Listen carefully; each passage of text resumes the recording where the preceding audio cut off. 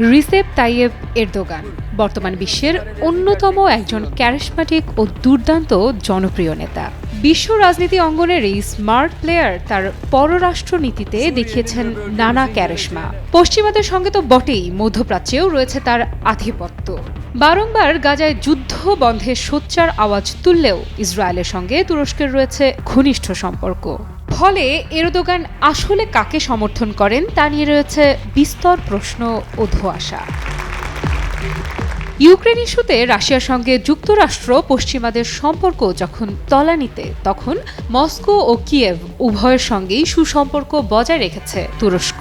একদিকে যুদ্ধে ব্যবহারের জন্য ইউক্রেনকে সামরিক ড্রোন দিয়েছে এরদোগান, অন্যদিকে রুবেলের বিনিময়ে রাশিয়া থেকে তুর্ক স্ট্রিম পাইপলাইনের মাধ্যমে সরাসরি প্রাকৃতিক গ্যাস ও খাদ্যশস্য আমদানির বিষয়টি নিশ্চিত করেছেন। এখানেই শেষ নয়, সাম্প্রতিক মিশর, সৌদি আরব এবং ইরানের সঙ্গে সম্পর্ক সারাই করার জন্য তুরস্ক নানা ধরনের পদক্ষেপ নিয়েছে। তুর্কি প্রেসিডেন্ট এরদোগান যখন বুঝতে পেরেছেন বাকি বিশ্বের সঙ্গে তার কূটনৈতিক সম্পর্ক উন্নত করতে হবে, তখনই ব্রিক্সের দিকে ঝুঁকেছেন তিনি। তুরস্কই ন্যাটোভুক্ত প্রথম কোনো দেশ যে ব্রিক্সের সদস্য হওয়ার জন্য আগ্রহ প্রকাশ করেছে। সর্বশেষ সিরিয়া নিয়েও বেশ কৌশলী অবস্থান নিয়েছেন এরদোগান।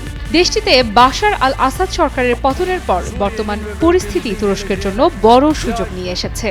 তুরস্কের প্রেসিডেন্ট সিরিয়া পুনর্গঠনে নেতৃত্ব দেওয়ার চেষ্টা করছেন।